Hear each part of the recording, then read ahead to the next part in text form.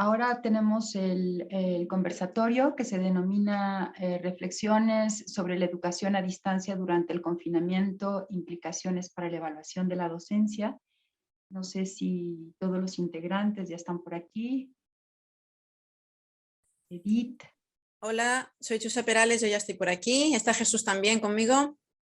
Yo también estoy aquí. Yo también estoy aquí. Hola, buenos días. Buenos días. Buenos días. Hola, buenas. Yo como moderadora estoy ya presente en la sala. Nos falta Dina. No sé si está Dina por aquí. Sí, sí que está también. La veo. ¿Nos escuchas, Dina? Sí, aquí estoy. Hola. Hola, Dina. Hola, Jesús, ¿cómo estás? Muy bien, y a ver si está Sami también. Está en su clase. Ah, vale. Sí. Dale un besote. Dale un besote a Gracias. Sami cuando lo veas. Gracias. Claro que sí. Hasta luego. Bye. Entonces, adelante, Apuri, cuando tú quieras iniciar, con mucho gusto.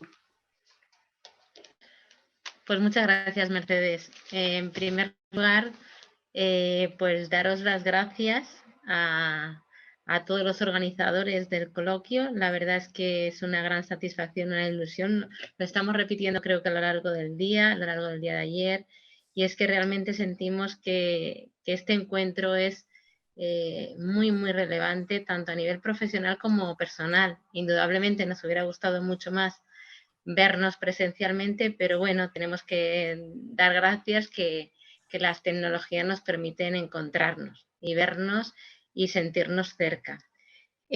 A partir de ahí, bueno, voy a plantear la sesión como va a ir en la tarde. El tema central, como ya saben la mayoría de ustedes, es el de reflexiones sobre la educación a distancia durante el confinamiento, implicaciones para la evaluación en la docencia. Habrá un pequeño cambio en el orden de intervenciones por parte de los ponentes, de manera que en primer lugar va a intervenir María Jesús Perales, del grupo GEMEDUCO de la Universidad de Valencia, con su ponencia sobre qué nos ha enseñado la educación durante el confinamiento. En segundo lugar, tendrá la oportunidad de compartir la ponencia Dina, con su escenario de los docentes de educación básica en Tabasco al inicio de la pandemia. Y en tercer lugar, la profesora Edith Cisnero nos hablará sobre la familia y escuela, estrategia de adaptación al confinamiento sanitario por SARS-CoV en contextos urbanos y rurales. Ese va a ser el orden de las tres ponencias que nos ocupan en estos momentos, y previo a ello, pues Edith Cisnero, profesora de la Universidad Autónoma de Yucatán, nos va a hacer una breve introducción de esta mesa, de esta sesión de intercambio de experiencias. Bueno. Adelante, Edith, cuando quieras. Muchas gracias. En primer lugar, agradezco a todos su asistencia con nosotros en esta mañana y su participación en este conversatorio, y los animamos tanto a ayudarnos en la reflexión y cierre como también con preguntas que surjan sobre las presentaciones. La idea de este conversatorio surgió entre nosotros que estamos trabajando conjuntamente y que decidimos tratar de estudiar con profundidad las condiciones y el impacto de la pandemia que traen como consecuencia una educación a distancia que es distinta de la educación a distancia que la literatura nos menciona bajo condiciones normales, ya que es una educación a distancia en condiciones de emergencia. El doctor Gernet y su grupo de investigadores realizó un estudio sobre la docencia de escuela en casa y se unió posteriormente la doctora Dina y luego nosotros con la intención de examinar en nuestros contextos cómo estas condiciones de la docencia a distancia se están llevando a cabo y las consecuencias que están teniendo para los diferentes actores, los docentes, los estudiantes, sus familias. Entonces, el día de hoy vamos a hablar primero del estudio original del estudio realizado por nuestros colegas de Valencia y después vamos a compartir la doctora Dina y nosotros resultados preliminares o parciales de los estudios que estamos realizando para después abrir esta discusión acerca de de lo que hemos encontrado en la investigación. Gracias, Puri. Gracias a todos. Pues un placer. Damos la palabra a la compañera María Jesús Perales, de la Universidad de Valencia. Muy bien, pues Cuando muy quieras, buenas tardes. Es un placer de nuevo compartir con ustedes, en este caso, presentar el estudio que hemos desarrollado en Valencia bajo la coordinación del doctor Jesús Jornet sobre cómo el funcionamiento de la escuela en casa, cómo fue durante esos meses y un poquito como cuáles fueron las dificultades más significativas por parte del profesorado y por parte de las familias. Voy a intentar compartir pantalla, a ver si se ve bien.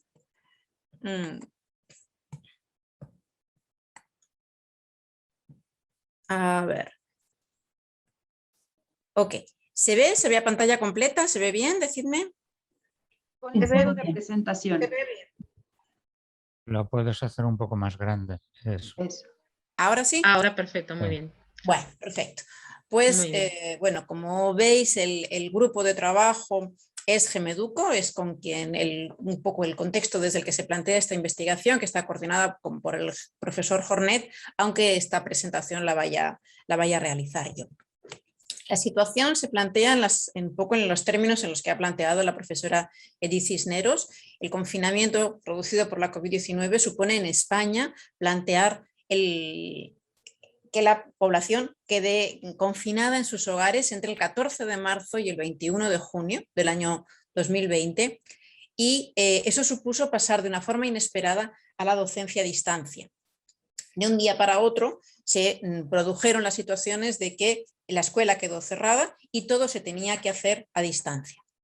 El Ministerio de Educación, la consigna, bueno, fueron momentos de incertidumbre, lo fueron en todas partes, pero el Ministerio de Educación lanza la consigna de que la docencia se tiene que seguir desarrollando, pero a distancia, porque todo el mundo debe quedar recluido en su casa. Las hipótesis de partida eran dos. Por un lado, que el profesorado iba a poder impartir docencia, que iba a haber cobertura suficiente a nivel de infraestructura de red, que eso sí, lo había, y que el profesorado iba a tener los recursos y los conocimientos como para poder impartir docencia online, y que las familias, por su parte, también iban a tener los recursos y iban a poder apoyar ese proceso. Esto se dio, bueno, pues en mayor o menor medida, con muchas variabilidades, pero se produjeron situaciones diversas. Entre otras, cuando surge el concepto de profesiones esenciales, es decir, aquellas profesiones, pues ya no solo sanitarios, que también, sino todo el personal de distribución de alimentación, el personal de apoyo y asistencia en las calles, los cuerpos de seguridad, fuerzas de seguridad del Estado, todas estas personas debían acudir a su puesto de trabajo. Es decir, en todas estas familias, el padre o la madre, o los dos, estaban asistiendo a su lugar de trabajo, con lo cual este apoyo de la familia para hacer la escolarización no iba a ser tan evidente como en ese primer modelo que se plantea. Total, que se dio una situación como un laboratorio social, una situación extraordinaria, una situación que además era igual o bastante paralela para todos los miembros de la sociedad, que permitía estudiar el funcionamiento de la escuela en casa, y de ahí sale este estudio.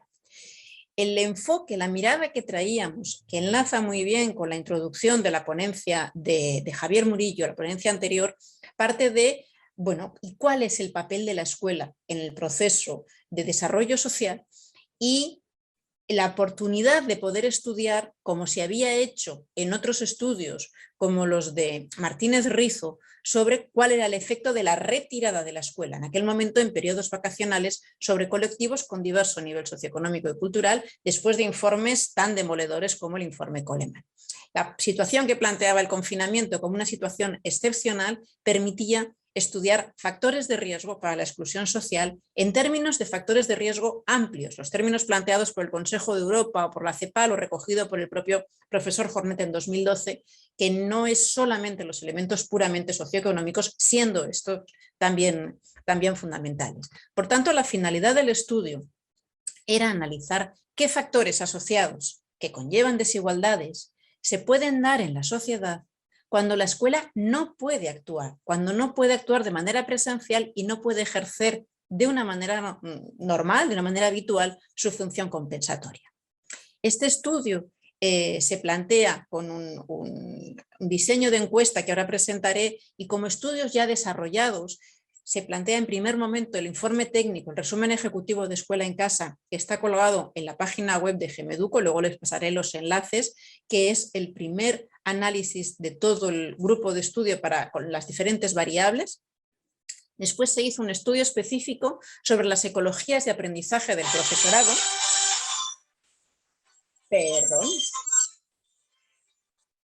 Perdón. Después se hizo un estudio específico sobre las ecologías de aprendizaje del profesorado. Después se analizaron los indicadores de brecha, que como ahora les mostraré es uno de los elementos que consideramos fundamentales como aportación de esta investigación. Y por último, un análisis diferencial de estas brechas para el colectivo de familias. Lo que les presentamos ahora son las conclusiones globales, los aprendizajes que podemos sacar de estos 4 estudios. La investigación continúa en marcha, pero para nosotras la propuesta de la profesora Edith fue una oportunidad de parar, de sintetizar y de poder ahora compartir con otros 2 contextos de investigación y con todas ustedes un poquito la línea de trabajo que estamos desarrollando. La metodología se plantea desde un modelo mixto sobre la base de un estudio de encuesta complementado con grupos focales. Se planteó una encuesta, el diseño fundamental fue el paso de un cuestionario paralelo a profesorado y a familias con 6 dimensiones que planteábamos como complementarias para los 2 colectivos, de forma que nos ha permitido ir completando, ir comparando para los 2 colectivos. Y el estudio se completaba con grupos focales que hemos ido desarrollando con grupos de profesorado y de familias con diferentes características. El muestreo para el cuestionario, puesto que no tuvimos apoyo institucional, funcionó por bola de nieve y eso supone, somos conscientes que se introdujo sesgo. Sesgo porque partíamos de nuestras redes de contacto, todo lo ampliadas que pudimos, pero al final nuestras redes de contacto, y un sesgo importante porque la encuesta se pasa online. Se pasa a través de tabletas, del teléfono, de las redes de contactos, con lo cual deja necesariamente a una parte significativa de la población fuera del estudio. Pero era eso o nada, así que por eso fuimos con toda nuestra energía. Conseguimos recoger de profesorado 1.708 encuestas válidas, esa encuesta tenía 33 ítems, y de familias el cuestionario se estructuraba en 2 bloques, un primer bloque que respondía a la familia, el padre o la madre, para, digamos, la situación de escuela en casa que había tenido en su hogar, y después bloques de 13 ítems para cada uno de los hijos o hijas que tenía en el periodo estudiado, desde infantil hasta el final de la secundaria obligatoria. Por tanto, recogimos información de 3.758 familias que nos informaban de 5.539 alumnos y alumnas. Respecto a la parte de resultados, voy a organizar la presentación primero para profesorado y después para familias. Como les decía, la falta de apoyo institucional nos dejó una configuración de tener que tirar de contactos. Por tanto, la muestra, aunque numéricamente representativa, por características, por representatividad, por aleatoriedad, por estratificación, no podíamos asegurar esa representatividad. A la hora de describir la muestra, utilizamos el índice de Gini como un indicador del nivel de homogeneidad de la muestra, intentándolo comparar con la población. Para profesorado, el coeficiente de Gini salió de 1.35, indicándonos que el nivel de homogeneidad era similar al de la población en general. Por parte de los resultados, identificamos que para el profesorado los recursos, el equipamiento, no fue un problema especial con el que se enfrentaron. Su mayor problema fue la falta de formación y la falta de experiencia en docencia online. Y ese fue como el elemento al que tuvieron que darle como más ímpetu a la hora de adaptarse. Esta escasa formación y esta escasa experiencia previa del profesorado fueron claves y fueron los que hizo activar los procesos de ecologías de aprendizaje del profesorado. El segundo estudio que hicimos centrado en este tema puso en evidencia que el profesorado, bueno, buscó la forma de resolver, pero buscó de formas muy diferentes.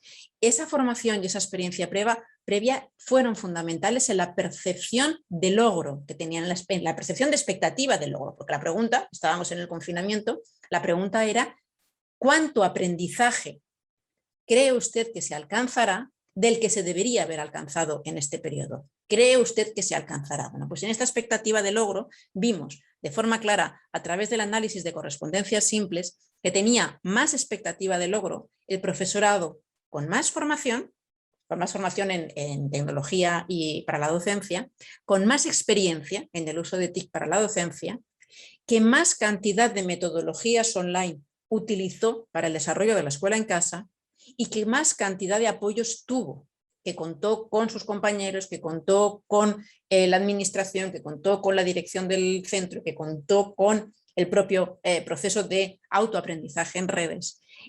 La conjugación de estos elementos nos decía que eran estos elementos los que facilitaban tener una mayor expectativa de logro. La siguiente línea de análisis que planteamos se vinculaba con las brechas. Y hablamos de brechas como unos indicadores compuestos que intentan acercarse a globalmente ver qué dificultades se dieron en diferentes elementos, a partir de la información de variables que teníamos en el estudio. Bueno, se trabajaron 4 brechas. En el estudio de brechas se trabajaron la brecha de condiciones espaciotemporales, la brecha de condiciones tecnológicas, la brecha de condiciones de apoyo en el hogar y la brecha del solapamiento del rol docente con el rol paterno-materno. Y trabajando conjuntamente estas brechas, nos dimos cuenta de que las cuestiones en las que el profesorado manifiesta tener menos dificultades es la disponibilidad de recursos TIC y la necesidad de conciliar esos dos roles. Son los dos elementos en los que el profesorado señala tener menos dificultades, nos dan indicadores de brecha menores. Sin embargo, estas dificultades de conciliación, que en grandes números no son, es decir, mayoritariamente no se dan, hay un 65,8% del profesorado que no identifica brecha en este sentido, luego van a ser fundamentales para esas personas en las que sí se da. Ahora con el estudio complementario lo vemos. Por contra, los elementos en los que se detectan más dificultades son las condiciones espaciotemporales y la brecha llega a un 98% cuando se habla de ausencia de apoyo en el hogar para las tareas domésticas, para poder disponer de tiempo, para poder hacer la docencia en casa, o la necesidad de ocuparse de alguna persona mayor o dependiente, o tener ella misma algún tipo de enfermedad. En esas situaciones, puesto que estamos agrupando ítems, se encontraba la mayoría del profesorado. Esos eran los elementos en los que se identificaba más dificultad. Para poder describir, para poder un poco intentar identificar de qué características de profesorado estamos hablando, se realizó un análisis clúster de K-medias para agrupar sujetos. Y se identificaron, se utilizaron criterios combinados para identificar cuál era la mejor solución. La mejor solución era la solución de 3 grupos de profesorado. Y en las gráficas presentamos con la leyenda abajo de nada de brecha, brecha nivel 1, brecha nivel 2, brecha nivel 3 o brecha nivel 4, según el caso de las brechas. Nos van señalando los grupos de profesores que tienen menos dificultades cuando carga la barra en los niveles bajos, en la barra blanca, digamos, y conforme las tramas van subiendo de color nos muestran mayores dificultades entre el profesorado. Bueno, pues es interesante señalar que del grupo del profesorado se identificó un clúster, el grupo 1, que agrupa al 16,4% de la población, perdón, de la muestra estudiada, que señalan que tienen problemas de espacio, brecha 1, problemas de recursos, brecha 2, que tienen pocos problemas en apoyos en el hogar, es decir, sí que cuentan con apoyos, no tienen problemas de conciliación. Hablamos de profesores más mayores, profesores que quizá tienen los hijos en edades más avanzadas y por tanto les requieren menos. Y sin embargo fueron profesorado que vio la experiencia de escuela en casa con mayores dificultades. Hechos los análisis diferenciales, vemos que este profesorado es un profesorado poco autodidacta, que tuvo pocos recursos, pocos apoyos para la adaptación de la docencia online, hizo menores adaptaciones docentes, digamos que encontró menos posibilidades para hacer adaptaciones docentes, de forma que al final tuvo una menor expectativa de aprendizaje. Realmente estos profesores los que nos decían, pues yo creo que nos vamos a quedar en un 30% de lo que deberíamos haber aprendido, en un 15% de lo que se debería haber aprendido. Y es más, este profesorado, preguntado sobre si detectaba dificultades en las familias respecto a la escuela en casa, era el que menor dificultades detectaba. Puesto que no hay asignación de familias a un grupo o a otro, es totalmente aleatorio, probablemente no es que tuviese familias con menos dificultades de conexión, era su propia falta de pericia en temas de conexión de docencia online la que le dificultaba la percepción de esas dificultades en las familias. Y después identificamos dos grupos de profesorado, el clúster 2 y el clúster 3, que tuvieron una mejor experiencia de escuela en casa, eran más autónomos, contaron con más apoyos, supieron buscar o tuvieron más oportunidad de tener apoyos y tuvieron una mejor expectativa de logro. Pero fueron dos perfiles muy diferentes. Un grupo tenía más edad, tenía más experiencia, tuvo que dedicar menos tiempo extra porque contaba con más bagaje e intentó hacer una docencia más parecida a la presencial. Y el tercer grupo en realidad tenía más dificultades. Tenía más dificultades de recursos TICs, tenía más dificultades de apoyo en el hogar, tenía más dificultades de convivencia, pero pese a todo puso encima del asador toda la energía y invirtió mucho más tiempo y supo salir al paso y al final manifestaba una experiencia de la escuela en casa con mayor expectativa de logro también de cara a los estudiantes. Es cierto, no obstante, que la docencia que hicieron era más parecida a la presencial, al final, o sea, más pegada a la clásica. Usaron más el libro de texto, mandaron más tareas en casa y corregían luego por correo electrónico, tuvieron que invertir mucho tiempo, pero salvaron la situación con una mejor percepción que la del clúster. Si nos centramos en familias, voy a pasar muy rápidamente por todo para intentar darles como una imagen general. El análisis de la muestra fue similar, utilizamos también el índice de Gini para ver la homogeneidad de la muestra e intentarla comparar con la población.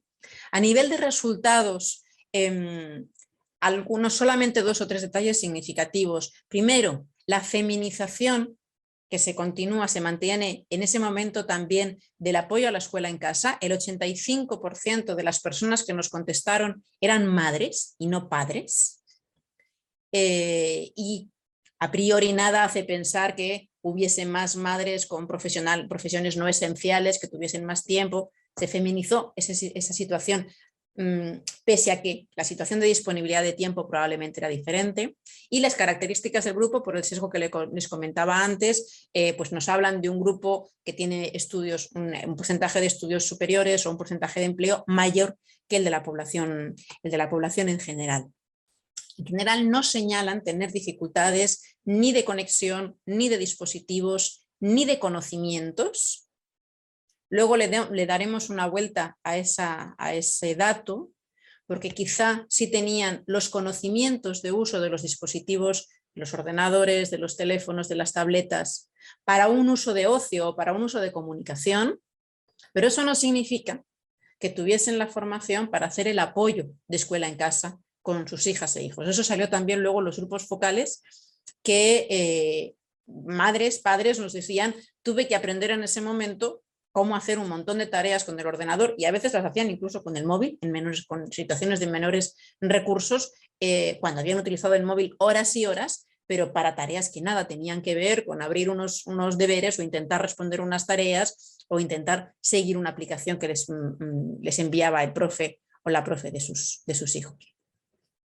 En las familias también trabajamos con los indicadores compuestos, trabajamos con el espacio disponible en casa, tener recursos materiales, tener recursos tecnológicos, saber usar esos recursos, es decir, tener los conocimientos, y el tema de convivencia.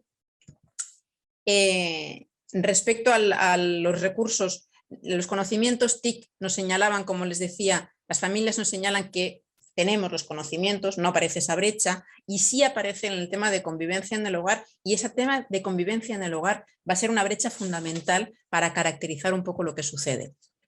Avanzo rápidamente. El clúster nos señalaba 4 grupos de profesorado y les señalo, los hemos señalado un poquito como por contraste. Hubo un grupo muy amplio de la muestra, casi el 70% de la muestra, que señala que no tenían brechas, no tenían dificultades, no manifiestan dificultades ni de espacio, ni de recursos, ni de conocimientos tecnológicos, ni de brecha de convivencia, y de hecho manifiestan una experiencia positiva. Manifiestan una experiencia de escuela en casa de 3,39 sobre 4. ¿Cómo valora usted globalmente la experiencia? ¿Dónde está lo significativo? En esos grupos de familias que, pese al sesgo que habíamos tenido que introducir en la muestra, sí nos señalan dificultades.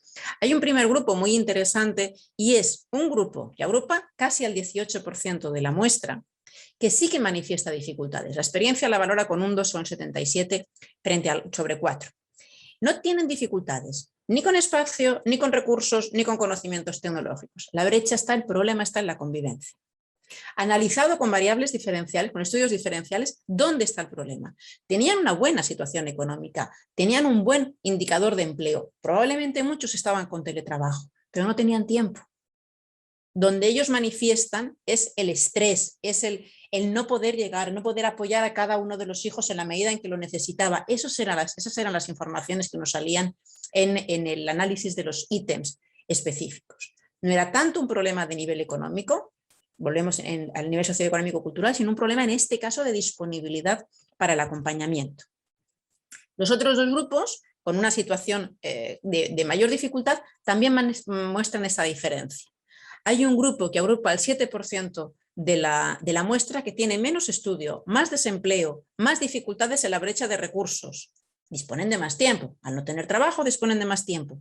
El elemento fundamental, se sintieron acompañados por la escuela. Sintieron que sí que el profesor, la profesora se conectaba lo suficiente, enviaba noticias, había un acompañamiento a los niños y niños en ese proceso, y tuvieron una vivencia positiva de la escuela en casa. Frente a ellos, otro grupo que agrupa a casi el 6% de la muestra. Son grupos pequeños, por el sesgo que hayamos hablado de la muestra, pero tienen una experiencia la más negativa, un 2,63 sobre 4. Son familias con empleo, son familias que no tienen dificultades económicas, son madres jóvenes en muchos casos que tienen a los hijos en primaria, y esto es un elemento diferencial importante porque los niños requieren más atención. Y nuevamente ahí está el problema, sobre todo en la brecha 4, la brecha de convivencia. Es cierto que tienen problemas también en la brecha 2, en la brecha de recursos tecnológicos, pero sobre todo es que se sienten abandonados por la escuela. Tienen poco tiempo, ellos, ellas, porque están trabajando, pero además tienen pocos apoyos y no sienten, cuando hablamos de la relación con la escuela, hablan de problemas de comunicación, hablan de excesivas tareas, hablan de que no se han sentido acompañados por la escuela. Por tanto, ese va a ser como un elemento fundamental. Analizado desde la perspectiva de análisis diferencial, las 2 brechas con las familias, salen que a nivel de estudios, el incremento del nivel de estudios reduce las brechas 1, 2 y 3, cierto, pero en la brecha 4, la brecha de convivencia, hay un comportamiento particular, porque los grupos de familias con estudios superiores son los que más problemas tienen en la brecha 4, y las familias con menores con nivel de estudios tienen menos problemas en la brecha 4, en la brecha de convivencia. Con todos los problemas que pueda tener que el número final de familias haya sido pequeño dentro de la muestra, sí que este tipo de indicadores nos está dando una información muy interesante que completa el ENSEC. Y respecto a la valoración de la experiencia, a más nivel de brecha, peor valoración de la experiencia. Bueno, pues con todo este panorama les dejo con el profesor Jornet para que haga la valoración de las conclusiones del estudio. Adelante, Jesús. Bien, muchas gracias, Chusa, por la magnífica síntesis que has hecho. Quería agradecer también a Edith por habernos embarcado en este conversatorio, y a Dina por también por meterse también a estudiar lo mismo. A ver si vamos a poder seguir a partir de aquí estudiando en colaboración las mismas cuestiones. Voy directamente a las conclusiones, que pretenden ser más que nada una reflexión global. En primer lugar, acerca de las orientaciones acerca de cambios sociales. Normalmente hablamos del nivel socioeconómico y cultural como el predictor de lo que es el rendimiento o el desempeño académico. Obviamente, aquí hemos estado trabajando con niveles de familias de medio bajo a medio alto y con niveles de docentes medio alto. Lo que nos hemos encontrado es que hay condiciones sociales que aparentemente contribuyen al desarrollo de la sociedad del bienestar y, sin embargo, están produciendo ruido, no encajan bien en lo que es la estructura social. Por eso, en los diferentes informes y artículos que ha mencionado Chusa, hacemos referencia a la necesidad de replantearse la educación, pero también dentro de un replanteamiento general de las políticas sociales y económicas. Difícilmente las sociedades pueden evolucionar si tienen como freno lo que es al final digamos, el motor económico y social. Entonces proponíamos que la escuela se pueda tomar como punto de referencia en el sentido que daba Javier, en el que los padres puedan, aunque sea una vez a la semana, poder colaborar con los maestros para que los maestros les enseñen a utilizar también estas tecnologías, y que para que eso pueda ser posible, pues obviamente deberían haber políticas sociales y económicas que permitieran que los padres tuvieran esos tiempos disponibles. El beneficio social sería múltiple, sería multiplicador. No solo se beneficiarían los niños, sino que se beneficiarían también las familias que también están dispuestas. Digamos que eso como gran punto de reflexión, aunque está muy desgranado y muy pormenorizado en los diferentes informes. A nivel metodológico os quería señalar, ya lo ha hecho Chusa, pero que ha sido verdaderamente un reto. O sea, nos hemos encontrado con una posición de la Consellería de Educación, lo que sería el servicio de la Secretaría de Educación Pública de nuestra comunidad, que no solo no ha dado respaldo a que se pudiera aplicar la encuesta, sino que ha dado órdenes diciendo que no se respondiera. La información puramente oral que hemos tenido ha sido que no había que perjudicar con este tipo de estudios la paz que debía darse en la pandemia. Es decir, la ignorancia somos conscientes que es fuente de paz, pero y fuente de felicidad. Cuanto más ignorantes somos, pues obviamente menos nos damos cuenta de las cosas. Pero era una situación absolutamente ideal para poder estudiar este tipo de cosas y nos parecía que el beneficio era mucho mayor y, por supuesto, la encuesta no era en absoluto desequilibrante ni desestabilizadora de lo que pueda ser la sociedad. De hecho, cuando se enteró el sindicato Comisiones Obreras, fue el que nos dio apoyo junto con otras instituciones como las asociaciones de cooperativas de escuelas que sí que se estuvieron moviendo. Entonces, entre las aportaciones metodológicas nos tocó hacer un análisis del tipo de muestra recogida en online, porque no podíamos dirigir lo que sería la extracción de la muestra. La muestra es representativa desde el punto de vista numérico, pero no lo es, o sea, respecto a la población, pero no lo es respecto a la estratificación y aleatorización. Para poder hacer una caracterización, dado que nos faltaban los datos que se nos negaron acerca de los niveles socioeconómicos, al menos de los centros de referencia, utilizamos un índice de desigualdad, el de Gini, y que nos parece que es muy útil para este tipo de situaciones de encuestas online, porque te permite, utilizando diferentes indicadores que nosotros digamos, construimos como indicadores compuestos sobre lo que sería las características de las familias y de los profesores, poder ver la dispersión que había en la muestra. Y vimos que trabajamos todo con muestras puramente medias. Tuvimos, para la selección de conglomerados, también tuvimos que elegir un método de selección de la solución más adecuada. Se hicieron varios análisis.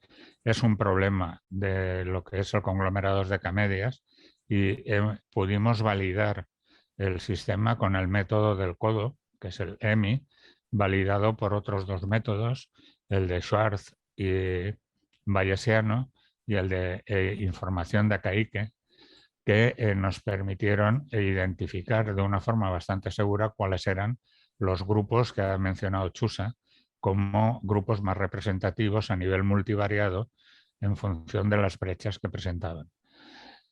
Creemos que el uso de indicadores compuestos creados a partir de lo que sería sumar ítems que informan sobre situaciones similares dentro de una encuesta o de una escala es una estrategia muy útil, que la hemos podido utilizar aquí y que nos ha permitido identificar lo que serían posibles brechas de funcionamiento tanto a nivel univariado como multivariado.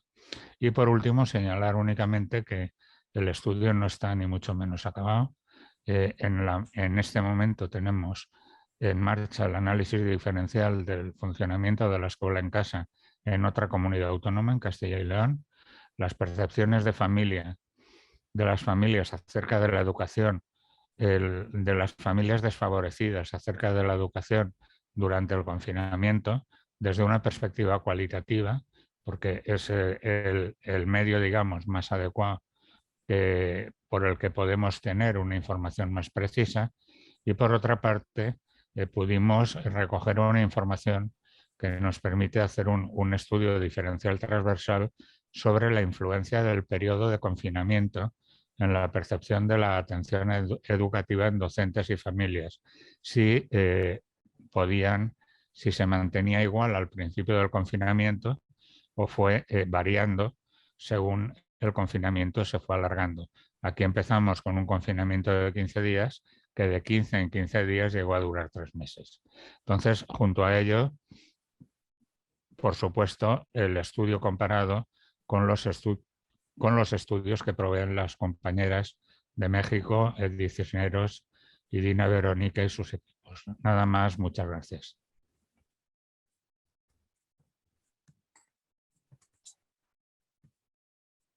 Pues muchas gracias, Jesús. Muchas gracias, María Jesús.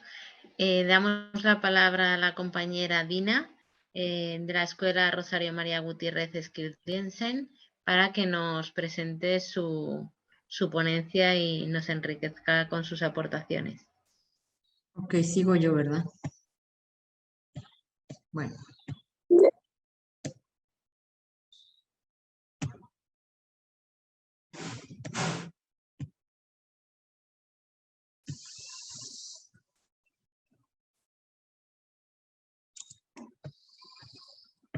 Comparto pantalla. Ya está. Bueno, les voy a compartir algunos datos que se desprenden también del estudio que realizan en Valencia.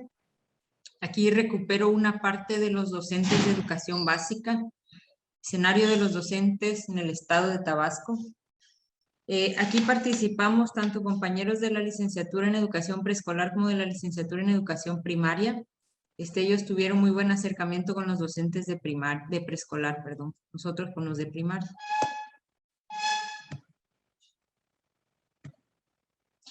Bueno, la finalidad fue conocer un poco qué era lo que estaba pasando en educación básica a partir de la pandemia con los docentes y con las familias, porque formalmente no se había lanzado, no se había realizado ningún estudio Sí estaban circulando por ahí encuestas de 5 o 10 preguntas. No sé realmente quiénes las hacían, pero eran las que estaban circulando y la gente pues se entretenía respondiendo encuestas, ¿no? Pero nosotros lo que hicimos fue solicitar el apoyo a la Dirección de Educación Básica a través de la Subsecretaría de Educación Media, Superior y Superior, y ellos emitieron los oficios a los jefes de sector y a los supervisores. Ellos inicialmente querían que los directores de los planteles bajaran la encuesta a los maestros, pero nosotros hicimos énfasis en que nosotros la íbamos a correr y cuando llegara a sus manos, pues la respondieran. Y así lo hicimos. Bueno, un poquito les voy a platicar el contexto, sobre todo a los que no conocen la situación del Estado. Básicamente para el ciclo en el que se aplica la encuesta 2021, en el Estado contábamos con 20.471 docentes de educación básica. Esto considera preescolar, primaria y secundaria. Y bueno, una matrícula de alumnos de 511,000 alumnos. Esto nada más de las instituciones públicas. En cuanto a las instituciones privadas, se contaba con 2.178 docentes. De acuerdo al último dato del Estado, porque esto es algo importante para nosotros, y sobre todo en Tabasco, más bien para el 18-19, es decir, un año antes de la pandemia, el 58% de las escuelas fueron notificadas como escuelas incompletas o multigrado, que pueden ser unitarias, bidocentes, tridocentes, incluido CONAFE. Y para el ciclo 19-20, pues el registro era de 61% de escuelas multigrado. Bueno, aquí incluyo también como parte del contexto el apoyo de la Secretaría de Educación. Bueno, la metodología, la estrategia metodológica, un poco lo que voy a mostrar es un estudio exploratorio básicamente. El muestreo fue el mismo, el de bola de nieve. Contamos con una muestra de 568 docentes de los 3 niveles. La información se recogió en un mes, creo que fue fue todo octubre del año pasado prácticamente. Bueno, caracterizando un poquito la muestra, aquí tenemos la distribución, la distribución de los docentes en función del nivel en el que laboran. Tuvimos mayor participación de docentes de primaria, obviamente escuelas públicas. Igualmente respondieron un poco más los docentes del medio rural. Esperábamos que fuese al revés, pero bueno, los porcentajes nos dicen que contestaron más los del medio rural, aunque no hicimos el contraste, ¿no? Y lo que tuvimos aquí fue que tuvimos mucha respuesta de escuelas multigrado. El 39% de los docentes que respondieron a la encuesta corresponden a escuelas multigrado. O sea, por eso la importancia de arriba señalar en el contexto el porcentaje en el estado de escuelas multigrado. Bueno, en relación a la formación de los docentes, básicamente el grueso de la población de los docentes estaba entre ninguna formación, poca y la necesaria. Sin embargo, desde la experiencia, la necesaria es redactar un documento en Word y guardar el archivo, básicamente. Entonces, pues podremos decir que más del 50 o más del 70% de los docentes, pues no contaban con la formación para el uso de plataformas y para gestionarse los recursos digitales.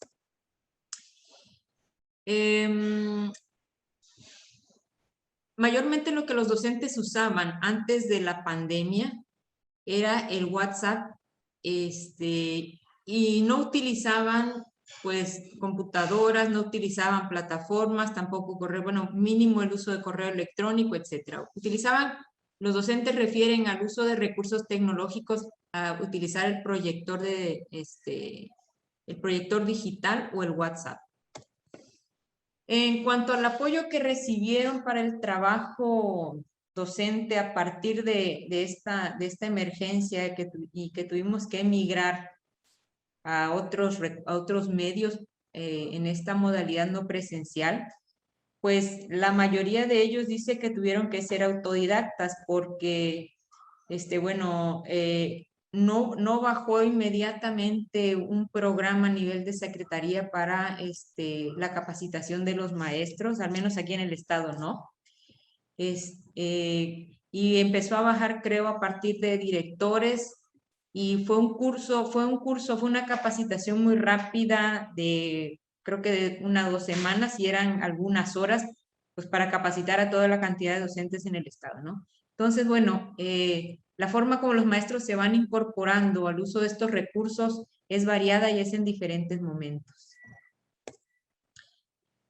Sin embargo, bueno, pues eso también nos da pauta a pensar, ¿no? Que en cuanto a los recursos que más utilizaron desde el momento en que inicia la pandemia hasta el siguiente ciclo escolar, pues es el teléfono celular y mayormente con datos móviles.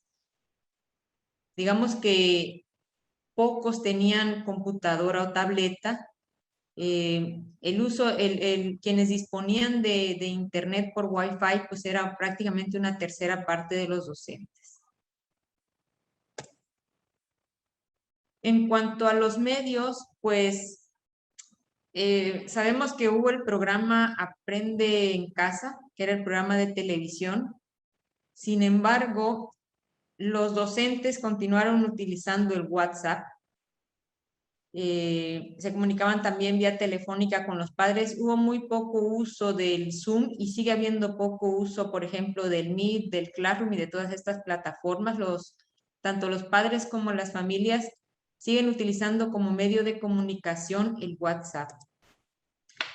Y esto tiene que ver con una cuestión de acceso a la tecnología, ¿no? Porque hay muchas familias que no tienen internet, entonces básicamente los docentes tomaban la decisión de utilizar esos recursos, pues porque era lo que las familias podían, era lo que las familias tenían acceso, ¿no? Y entonces mayormente fue el criterio que ellos consideraron para el empleo de los recursos. Incluso eso está por encima de las recomendaciones de la autoridad educativa, de las sugerencias de los compañeros y del uso y del conocimiento que ellos tenían acerca de los recursos tecnológicos. Y bueno, en cuanto a los resultados descriptivos en este caso, pues tenemos que mayormente, bueno, en cuanto a las condiciones de trabajo de las que dispusieron los docentes, pues la mayoría disponía de un espacio para sus actividades, al igual que, sin embargo, no, la mayoría tenía que atender cuestiones personales, personalmente en el hogar. Entonces, esto de alguna forma lo que dificultó fue el poder conciliar el trabajo docente con la atención de los hijos y con la vida familiar, ¿no? Hicimos aquí un contraste de estas condiciones y bueno, un contraste a partir de los 3 niveles, preescolar, primaria y secundaria, y en donde se identifica mayor diferencia en cuanto a las condiciones es a la disposición de tiempo suficiente, al horario específico para realizar las tareas y a disponer de un espacio en casa. Y bueno, aquí hicimos a modo también exploratorio una tabla de correlaciones y pudimos identificar en las correlaciones que los docentes que debían atender personalmente las ocupaciones de casa eran quienes menos tiempo tenían para las actividades docentes y tampoco tenían apoyo de otra persona para las actividades del hogar. Por el contrario, cuanto más apoyo tenían los docentes para las actividades de casa, pues disponían de más tiempo para la actividad docente, y esto era, digamos que un 25% de los docentes estaban en esta situación. Igualmente, cuanto más espacio tenían en casa para sus actividades, era pues porque seguramente habían menos hijos en casa que también requirieran un espacio y de los cuales debían hacerse cargo.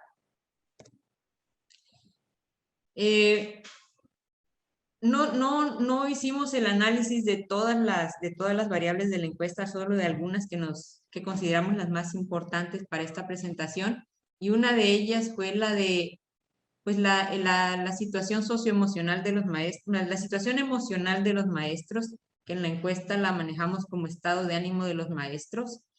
Y aquí podemos identificar que el estado de ánimo que prevaleció fue el de la tristeza, el estrés y la angustia, que fueron además los que mostraron diferencias significativas a partir de los 3 niveles.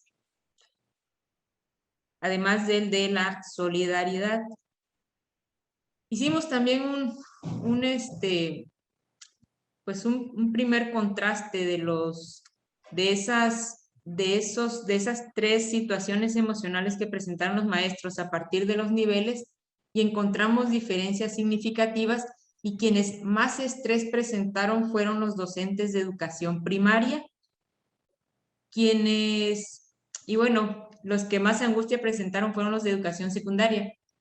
Y bueno, aquí lo que resulta claro es que aparentemente los que menos se estresaron y menos angustia vivieron en todo esto fueron los maestros de preescolar, seguramente por el nivel de exigencia. Y bueno, también hicimos un análisis de correlaciones a partir del estado de ánimo de los docentes, y lo que pudimos identificar es que los maestros que demostraron o que expresaron haber experimentado la solidaridad, ser solidarios con las familias, fueron aquellos que también experimentaron menos frustración y menos tristeza. Por el contrario, los docentes que sintieron más estrés fueron los que sintieron más frustración y menos satisfacción por el trabajo realizado. Y bueno, por último, encontramos una correlación también entre aquellos que sintieron tristeza y fueron los más propensos a sentir miedo, angustia y estrés. Y finalmente creo que lo que revisamos fue esto de las prácticas de evaluación. Sí, esta es una frecuencia de las prácticas de evaluación. Y bueno, aquí lo que identificamos es que prácticamente los maestros evaluaron a partir de las tareas que entregaron los niños, a partir de los portafolios o carpetas electrónicos, que supongo fueron solamente a nivel de compendio de evidencias, así como un repositorio de evidencias. Sin embargo, también evaluaron a partir del esfuerzo que los niños realizaron. Y bueno, aquí hicimos una tabla cruzada a partir de, porque identificamos que esta variable de pregunté sobre el desarrollo de la actividad fue la que mostró diferencia significativa entre los 3 niveles. Es decir, que en el nivel en el que los docentes utilizaron el cuestionamiento como práctica de evaluación fue en preescolar, y conforme avanzaban los niveles, los maestros hacen menos uso de esa práctica de evaluación, y es cuanto más deberían de hacerla. Es decir, en primaria y en secundaria utilizaron menos el cuestionamiento como práctica de evaluación. Y bueno, un poco a modo de conclusión y de discusión, porque hay mucho material para discutir, ¿no? Y una de las cosas que nosotros queremos poner compartir con ustedes a modo de conclusión es que es importante tener en cuenta que no todos los docentes pudieron conciliar las actividades de la casa con las actividades docentes, que los docentes de nivel primaria fueron los que estuvieron sometidos a más estrés, tal vez por la exigencia de las autoridades, tal vez por la misma exigencia del nivel, ¿no? Hubo el programa de Aprende en Casa.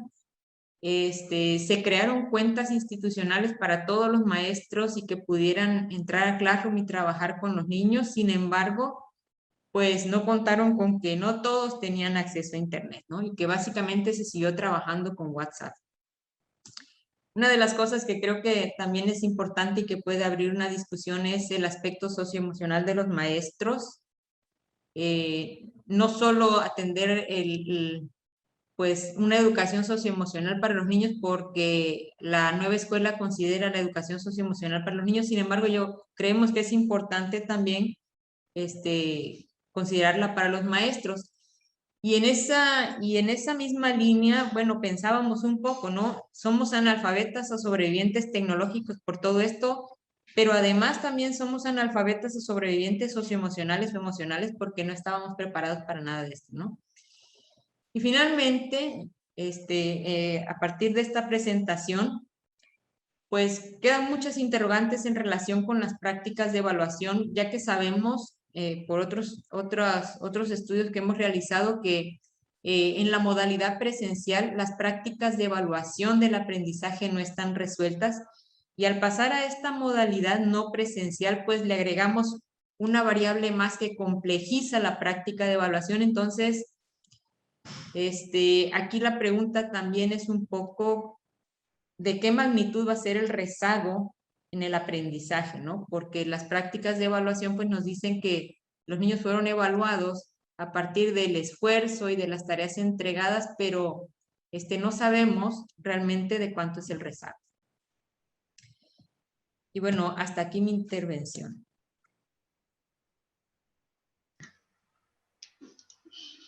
Muchísimas gracias, Dina, por tu presentación. Damos ahora la palabra a la compañera Edith Cisnero, de la Universidad Autónoma de Yucatán. Cuando quieras.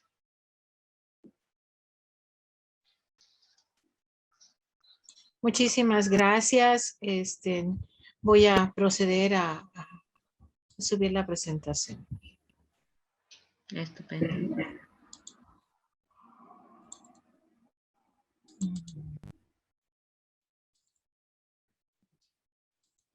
Bien.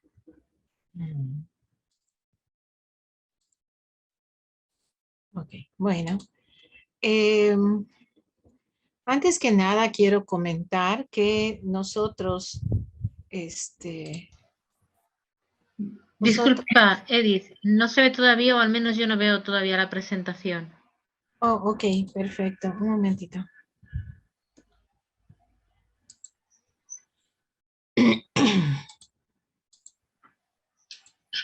No logro cómo conectarme. Edith, lo que ha quedado compartido es la pantalla. Entonces Ok. deja de compartir, abre la presentación y cuando tengas abierta la presentación vuelves a compartir ya eligiendo la presentación. Ok. Ok. Esto es dando clic, Edith, en el botoncito verde de abajo, donde dice compartir pantalla, arriba hay un botoncito rojo donde dice dejar de compartir. Ok, pero no veo. Botoncito rojo arriba, ¿no?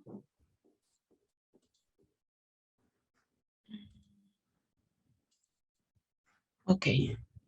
Ok, ya terminó. Vamos a ver si ahora sí. Ok. No, no está. A ver, ¿dónde está la presentación?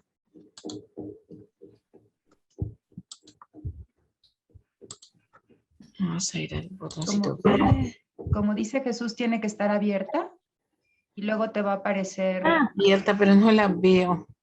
Ok, luego te va a aparecer, te vas hasta abajo de tus documentos. Sí. A ver si te aparece alguno y luego dice, o viene un cuadrito donde dice abrir todos los documentos. Entonces ya seleccionas ese y a ver si ya te aparece. Otra forma puede ser si ya tienen la presentación en ejecución con las teclas Alt y la tabuladora, se va cambiando de pantalla hasta que llega a la presentación abierta.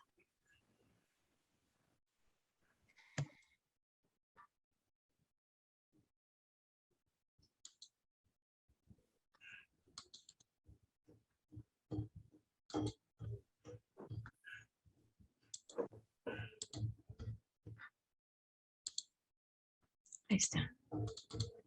¿Ahora sí? Ahora sí. Estupendo, ahora sí. Gracias a Dios. Ok. Bueno, este trabajo que nosotros presentamos, nosotros fuimos el último equipo que se unió a la doctora Dina, tratando de examinar y de comprender estas complejidades que tiene el COVID, el confinamiento por el COVID para los diferentes actores y los retos que ha implicado para la docencia y también para las familias y los estudiantes. Nosotros nuestra presentación la vamos a centrar en los datos que hemos obtenido de familias, pero de familias que tienen niños en educación básica.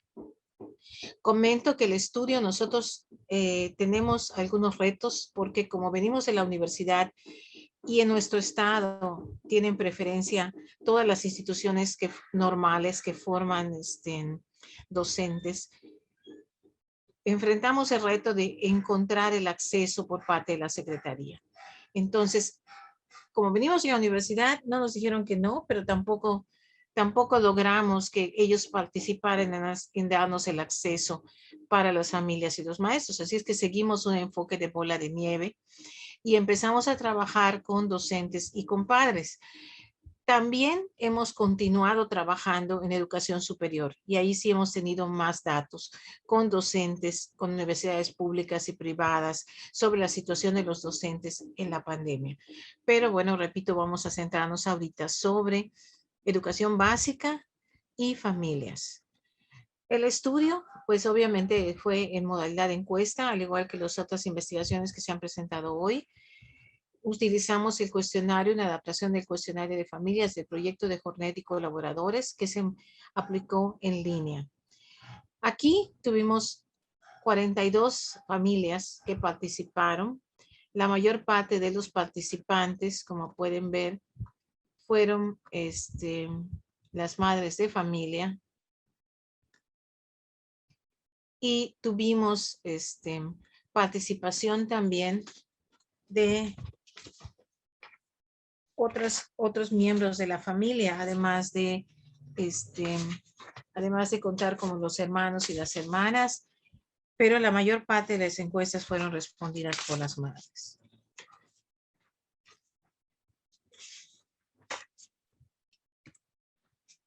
En relación con las características de las personas que respondieron la encuesta, nos damos cuenta de que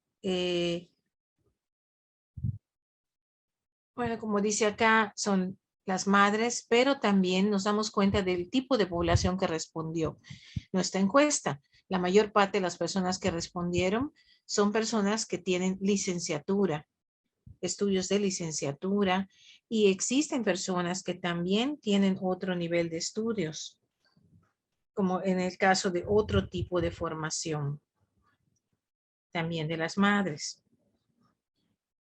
Hago esta aclaración porque Yucatán es un estado en el que la gran mayoría de la población, un alto porcentaje de la población tiene educación primaria. Entonces, estaba hablando del tipo de población que contestó la encuesta. Como dijimos, esta es la característica del estado. Podemos ver que el 55% de la población del estado tiene educación básica, media superior solo el 19.9%, educación superior solo el 18.2%.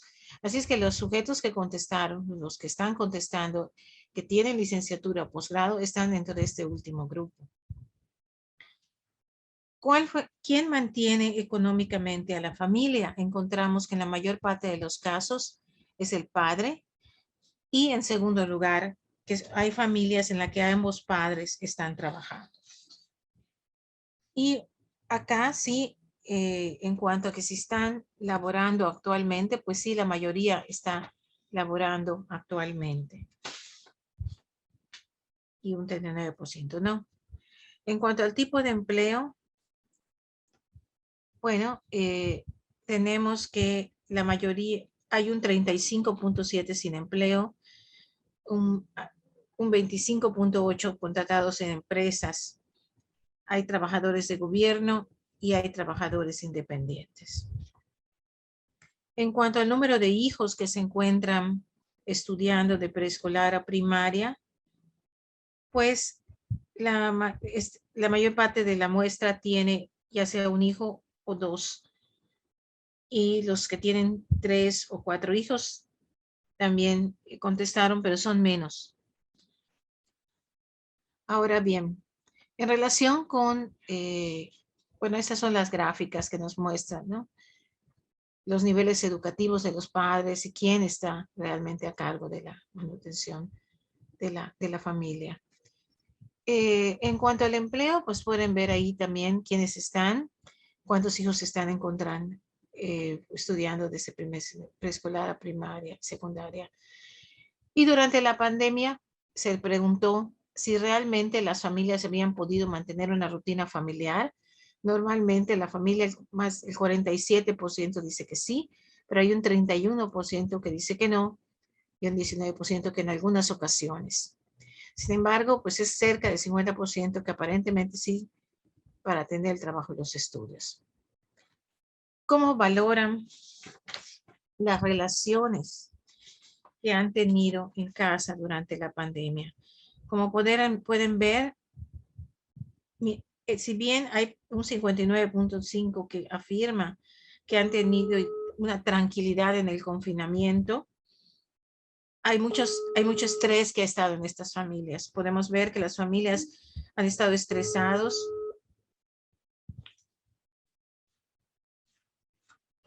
y que las familias han padecido, han estado tristes y decaídos, han estado alterados, ha habido violencia en la familia y ha tenido que mantenerse el distanciamiento cuando la persona regrese a trabajar.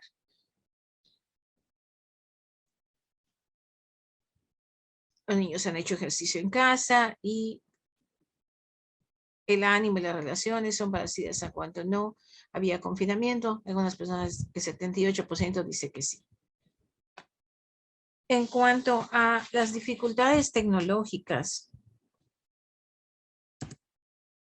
que las familias enfrentaron en casa a realizar las habilidades educativas, vemos que muchas familias, el 90.5% solo tenía una televisión y tienen más de un hijo, o sea que no tienen acceso a tecnología. Hay unos que utilizaron teléfonos, al igual que comentaron nuestros colegas de Tabasco, 88.1%. No supimos cómo utilizar el celular para hacer las actividades de la escuela, 97.6%. Solo teníamos nuestras computadoras y las usábamos para trabajar. No teníamos computadoras adecuadas, la gran mayoría estaba en esa situación. Tampoco tenían tabletas adecuadas. O no fue suficiente la conexión a internet de la escuela. No tenían wifi. Entonces, esas fueron algunas de las tecnológicas que tuvieron que enfrentar.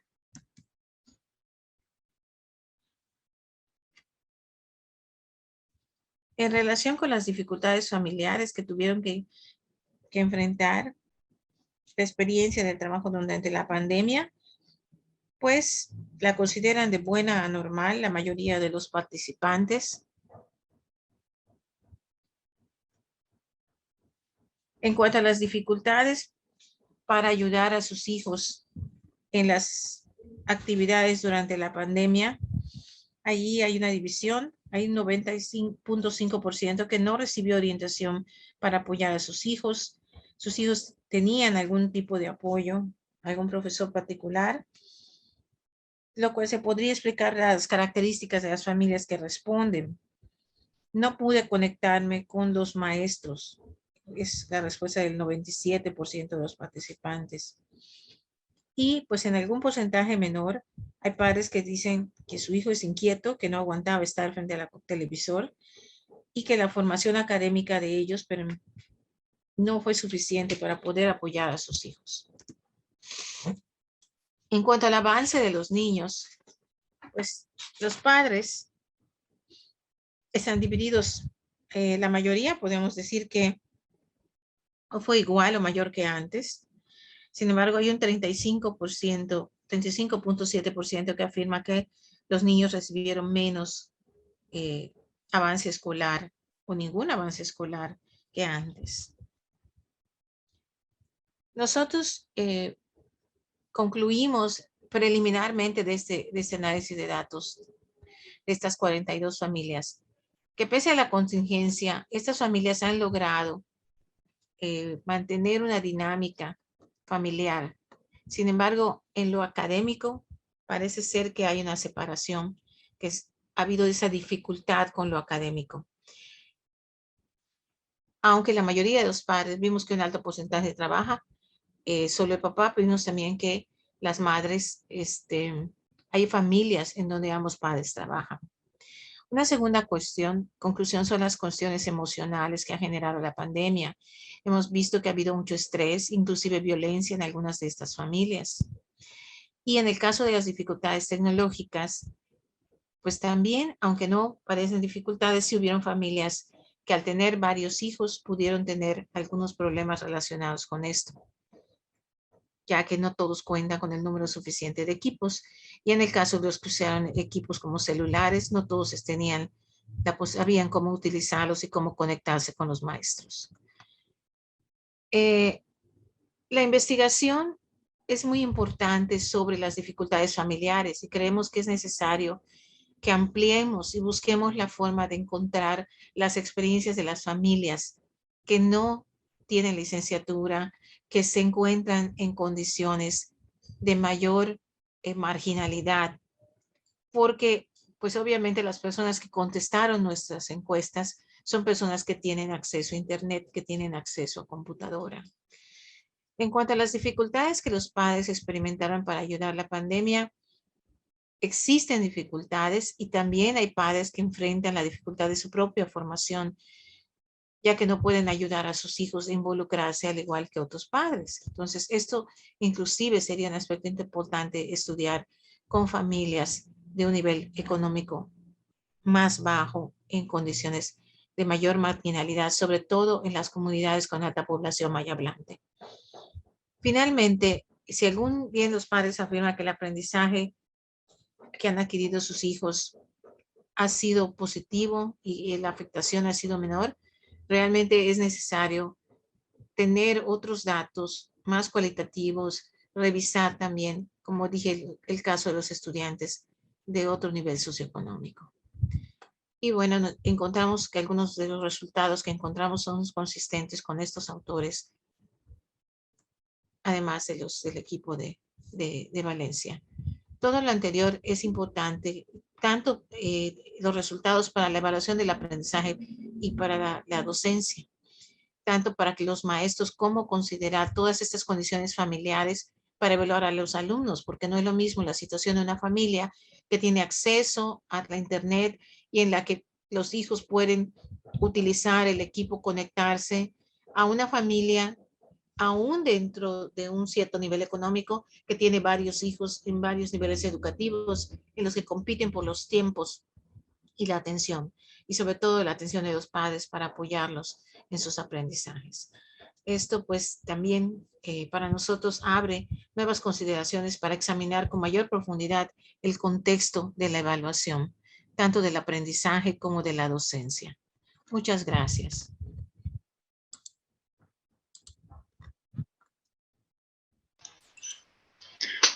Muchísimas gracias a ti, Edith. Tal como teníamos previsto, ahora vamos a dar también la oportunidad a Edith a que nos haga una breve síntesis, reflexión global y conjunta de las tres ponencias que se han presentado y posteriormente dejaremos tiempo para que todo aquel asistente en la sala que esté interesado en hacer alguna cuestión la pueda ir planteando y yo las iré formulando. Por favor, indiquen hacia quién va dirigida la cuestión que quieran plantear y así tendremos la oportunidad de hacer pues, un debate y un intercambio de reflexiones y de aportaciones.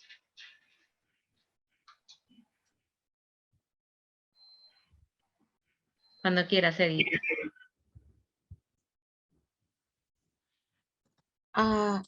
Yo creo que sería importante que escucháramos los comentarios del público, sus preguntas, para que después podamos integrar lo que nosotros vemos en nuestro estudio. Yo creo que algo que podemos ver es que en cuanto al acceso a la obtención de datos de familias, encontramos retos, sobre todo nosotros que venimos de universidades, sobre todo en el contexto nuestro, en donde, al menos en Yucatán, los egresados de las facultades de educación no tienen acceso prácticamente a impartir a plazas de docentes en educación básica, salvo en telesecundaria.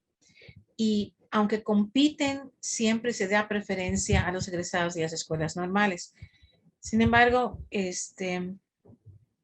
para nosotros, precisamente al venir de la universidad, nos dio bastante trabajo tener el acceso. Sin embargo, logramos algunos datos y consideramos que este es un aspecto importante. Creo que los 3 estudios reportan la importancia de las diferencias contextuales, de las familias y también de los profesores. Yo creo que ese es un aspecto importante que compartimos los 3. También la necesidad de estudiar con mayor profundidad, cualitativamente, algunos de los aspectos que estamos encontrando en estos 3 estudios. No sé si la doctora Dina quisiera agregar algo.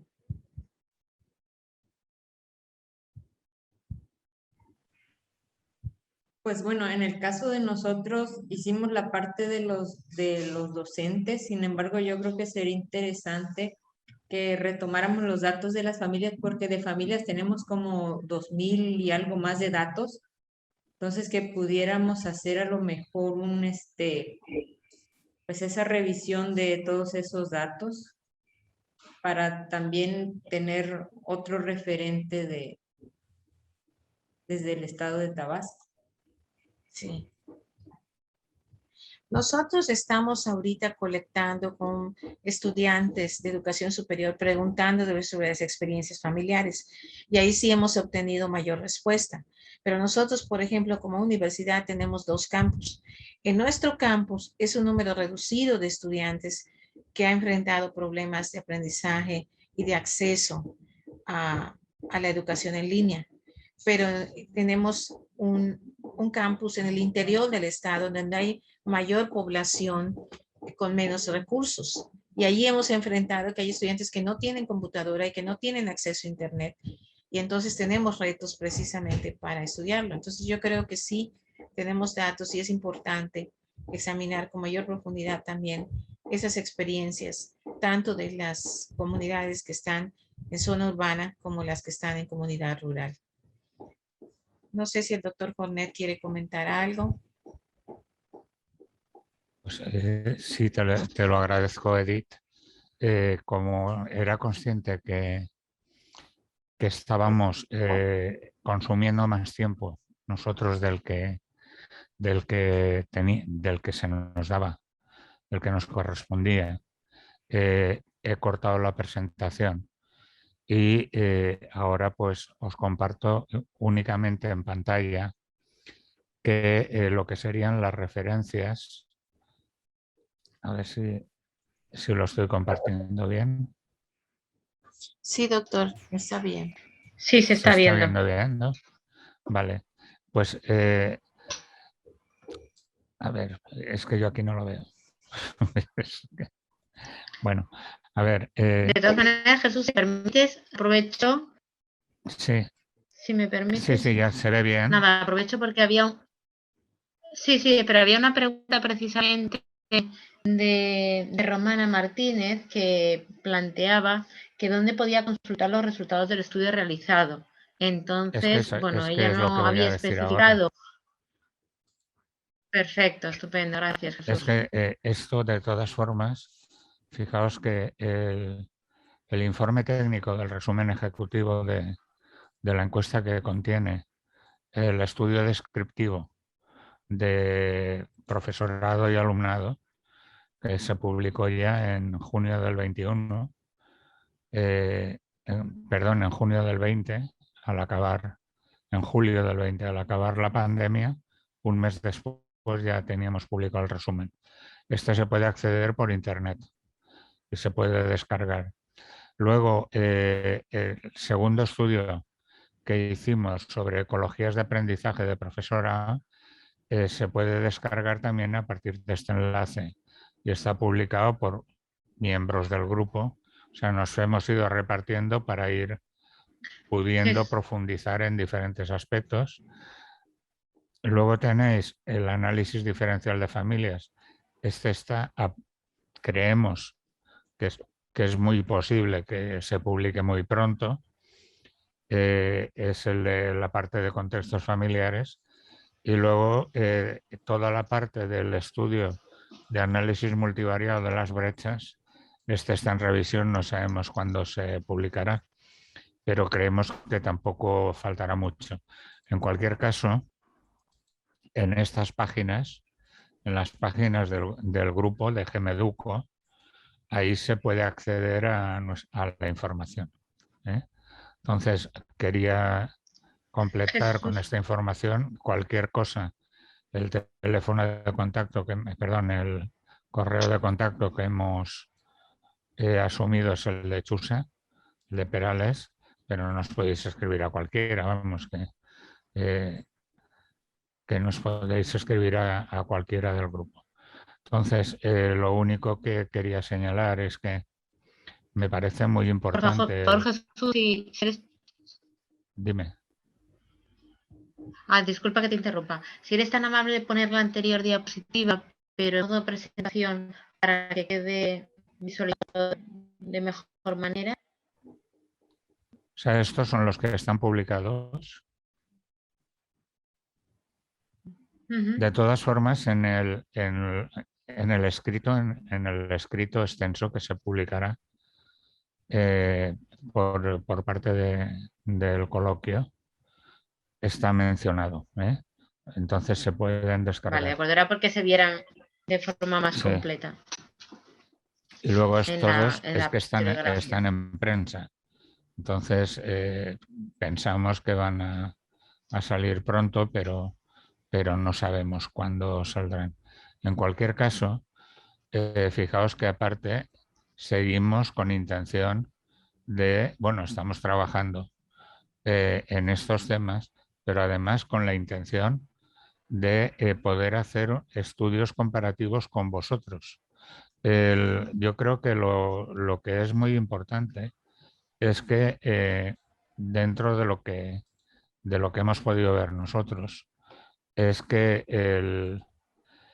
pese a que España se consideraba un país, entre comillas, desarrollado, y recuerdo la intervención del presidente del gobierno cuando anunció la pandemia un viernes, el confinamiento, un viernes 14 de marzo, y dijo que a partir del lunes las escuelas estaban cerradas. Entre las reflexiones que hizo es que España tenía, dentro de los países de la Unión Europea, la mejor red de línea ADSL para Internet. Bueno, yo me quedé bastante sorprendido, pero parece ser que sí, que tenemos muy buena línea. Es verdad que está muy extendido el uso en todos los niveles de celulares, tabletas y ordenadores. Obviamente existe un colectivo más desfavorecido que no tiene. Pero, por ejemplo, en la misma Comunidad Valenciana, al mes de confinamiento se repartieron más de 10.000 tabletas en centros escolares desfavorecidos. Lo repartió el gobierno de la comunidad y ha seguido repartiendo.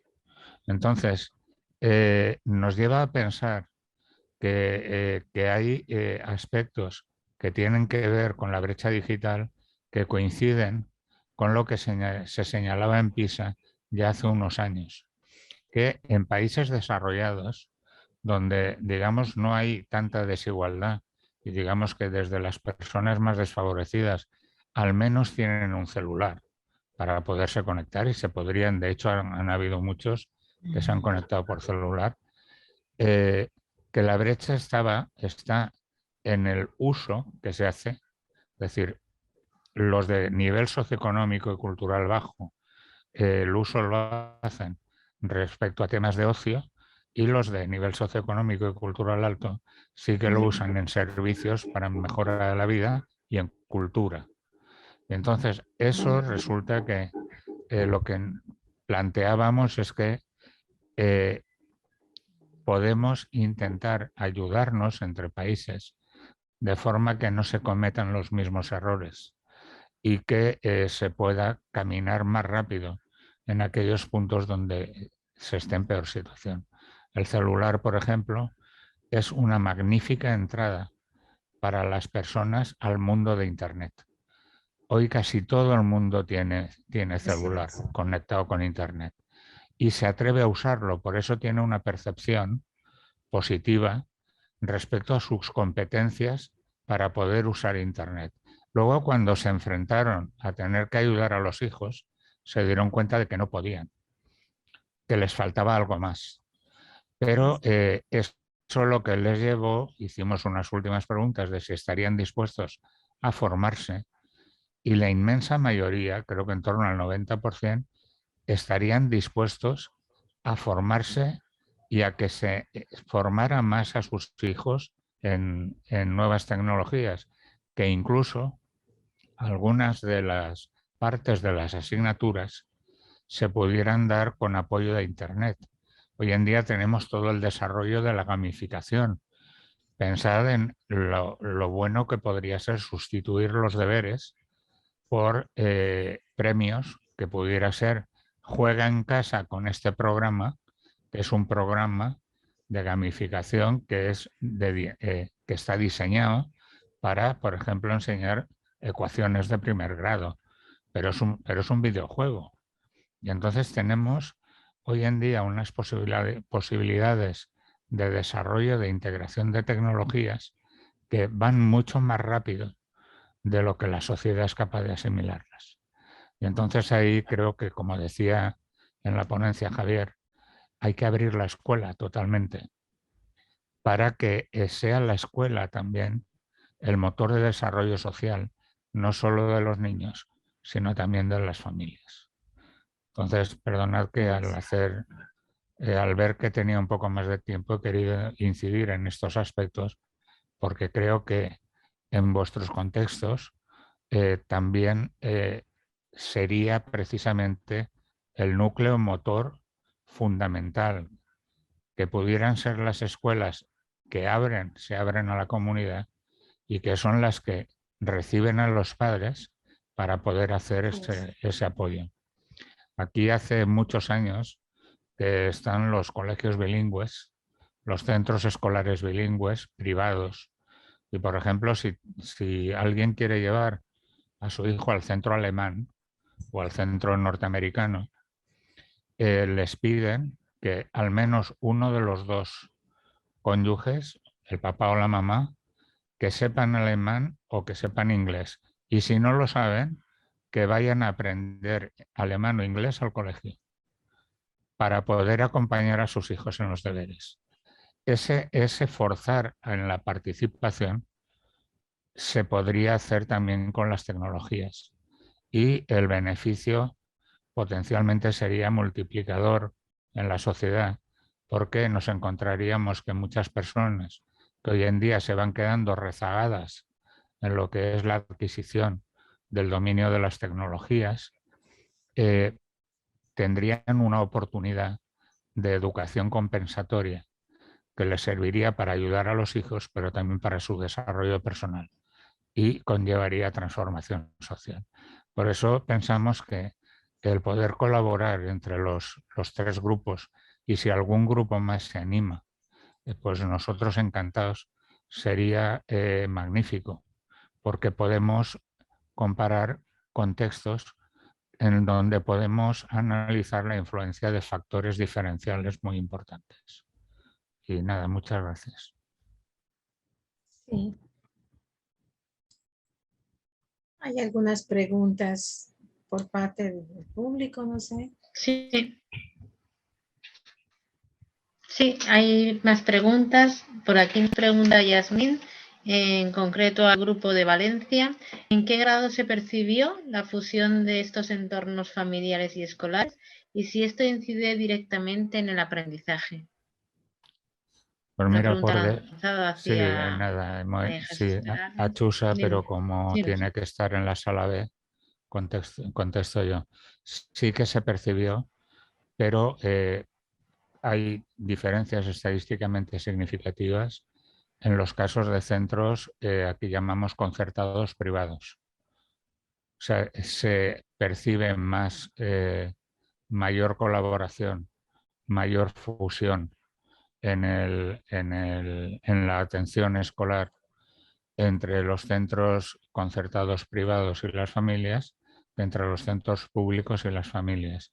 Y no lo entendemos simplemente como una cuestión de nivel socioeconómico y cultural, sino que tiene que ver, desde nuestro punto de vista, posiblemente con el sistema de gestión diferente que tienen los concertados privados, en donde se impone un plan de centro determinado en respecto a los públicos. Nosotros somos defensores acérrimos de la educación pública, pero el sistema público, tal cual está en nuestro país en la actualidad, que somos funcionarios, parece que es un sistema en el que no hay suficiente autoridad para coordinar en los centros. Y entonces, por eso los centros concertados privados, que sí que tienen una mayor autoridad sobre sus profesores, parece que tienen planes de trabajo mejor integrados. En los públicos hay muchos centros en donde el profesorado es transeúnte hasta que llega a tener su plaza fija. Se tiene que recorrer toda la comunidad autónoma valenciana. O sea, cuando sacan la plaza, a lo mejor les toca muy lejos de su población. El año siguiente van a otra población y es muy difícil consolidar equipos de trabajo. O sea, tenemos un problema organizacional en la pública que sería fácilmente arreglable, solucionable si se quisiera, y se podría facilitar un trabajo más coordinado dentro de la pública, pero hoy en día no lo tenemos. No sé si con esto sirve, Yasmín. Pero sí que había. Tenemos otra pregunta. De momento voy lanzando otra pregunta, si os parece, que va dirigida a la profesora Edith. Y nos plantea Víctor si será posible que las escuelas desarrollen una nueva infraestructura para atender la marginalidad o la escasez de recursos. Edith nos plantea esta cuestión. El micro que no se oye, Edith.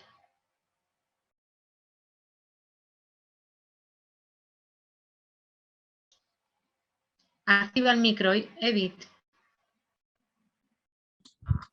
Sí, ¿podrías repetir la pregunta, por favor? Claro, sí. Es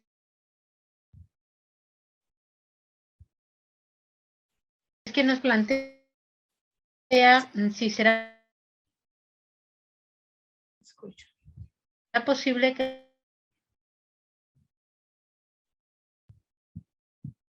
las escuelas se corta. Desarrollen.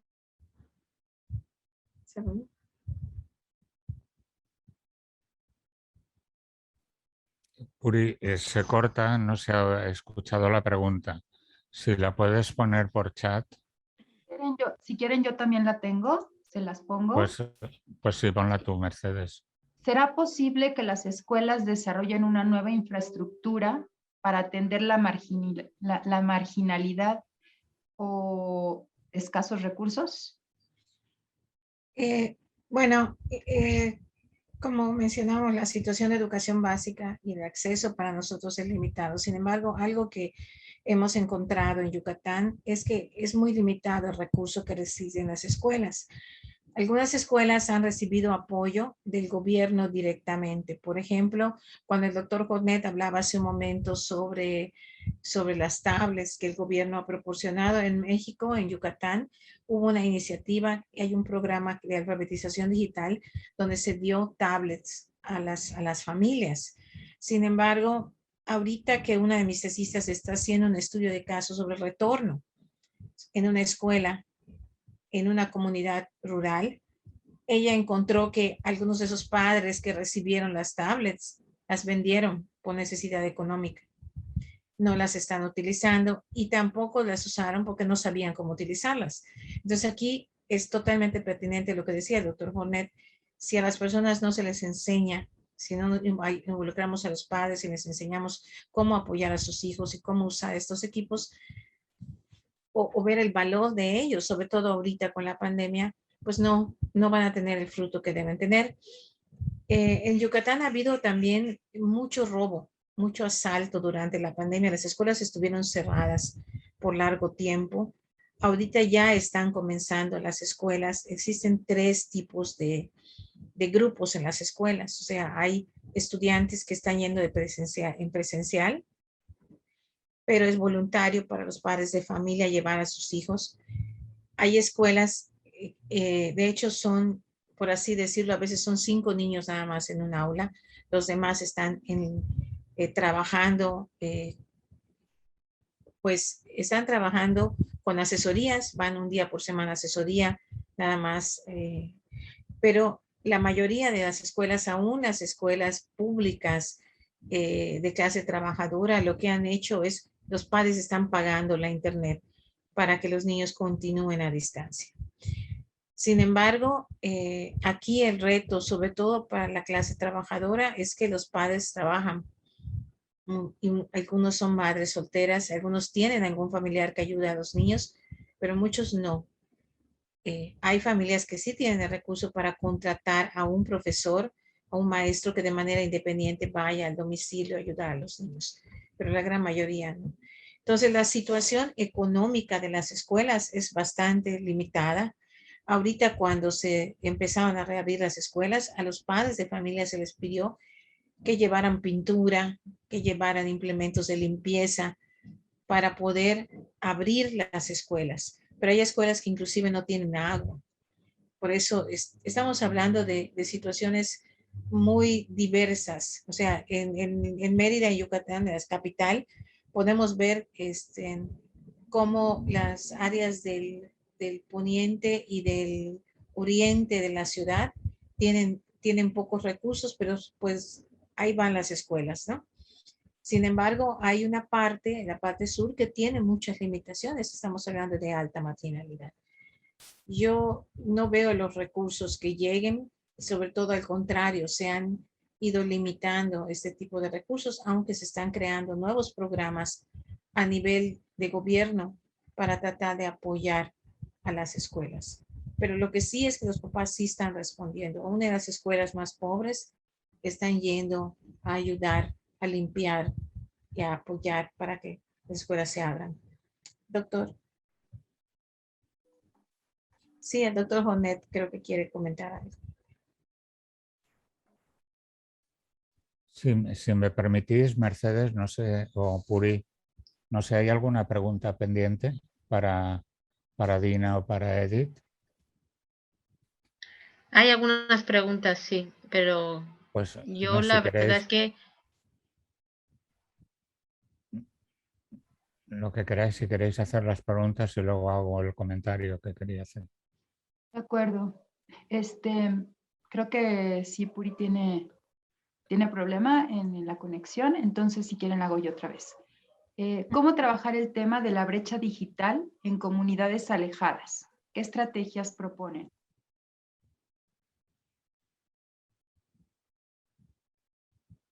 ¿Eso para quién?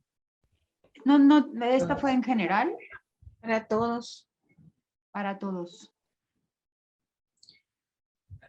Bueno, no sé si queréis, yo doy mi opinión, pero claro, mi opinión, entre comillas, está sesgada por la situación del país. Entonces, aquí se está trabajando precisamente ahora, se ha identificado como la España vaciada, que es las comunidades alejadas, los pueblos que están prácticamente vacíos, y entonces hay un plan fuerte para digitalización, para que llegue la señal de conexión a los a las comunidades estas. Entonces, supongo que ese plan, que inicialmente tiene que ser un plan gubernamental, que haga llegar la señal a esas poblaciones, en segundo lugar, pues se completará con recursos de infraestructuras para que se pueda se pueda usar desde allí, se facilitará, pues igual que hubo unos años que aquí habían en los pueblos los videoclubs, cuando los teleclubs, perdón, cuando salieron las televisiones y no las podían tener las televisiones todas las familias, pues en algunos pueblos estaba el teleclub, que había una televisión y la gente podía verlo ahí. Pues aquí se podría hacer unidades en donde pueda haber aulas informáticas o centros, digamos, informáticos, donde pueda ir la gente a conectarse directamente. En ese caso, lo ideal sería que se pudiera apoyar la formación. Y vuelvo a insistir, creo que el que sean las maestras y los maestros quienes sean esos dinamizadores en formación, en alfabetización digital básica, puede ser fundamental, porque son magníficos para poderlo hacer. Y encima tendría muchos beneficios sociales. Sí. La doctora Dina quiere comentar.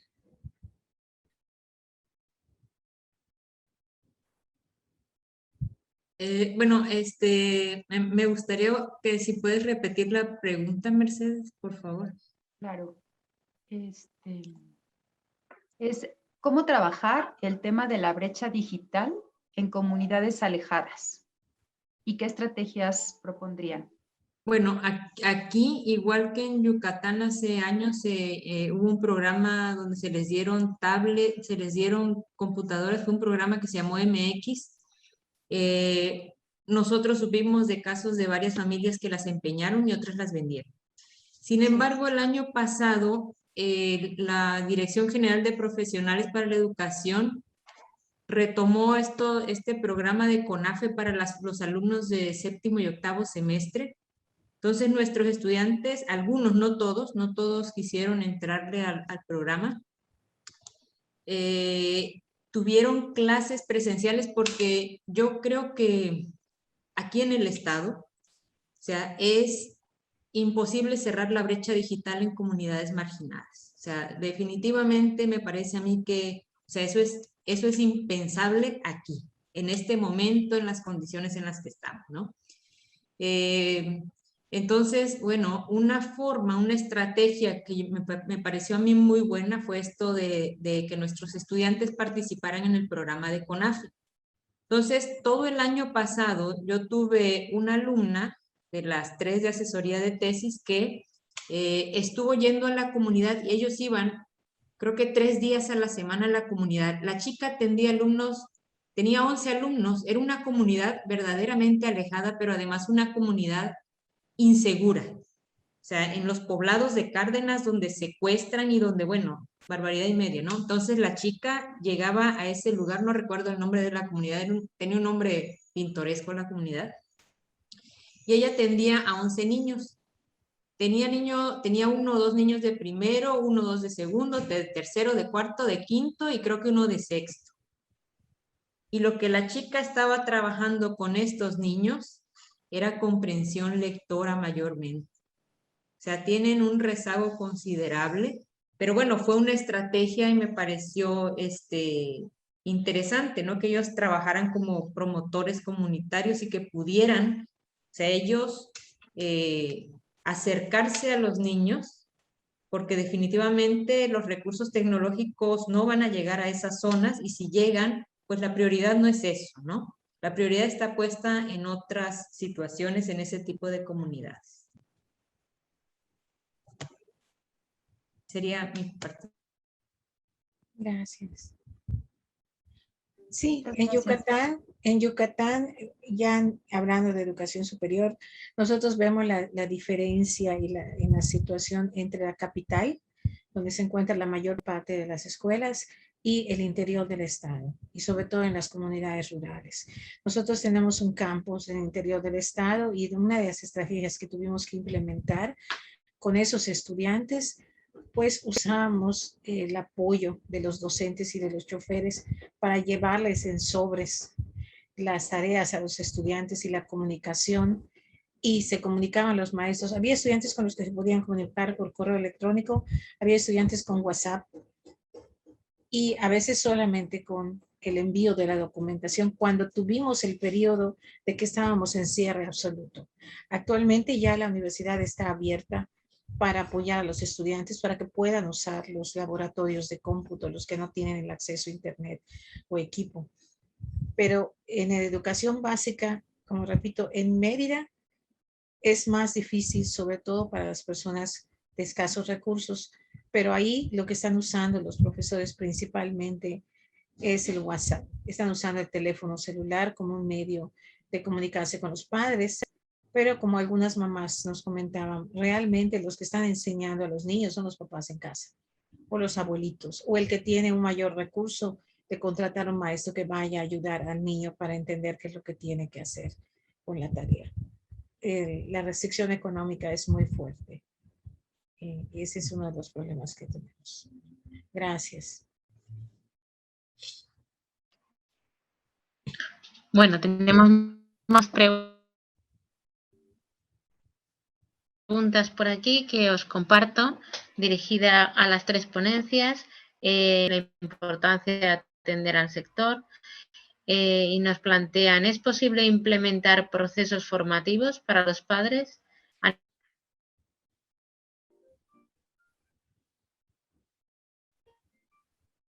¿Se congeló? a nivel básico, en el nivel de educación básica? ¿Cuáles serían las prioridades formativas? ¿Qué tendrían que hacer las instituciones? Y a nivel superior, ¿cómo podría apoyarse a las familias para generar estos vínculos de apoyo del trabajo con las familias? No sé quién querrá.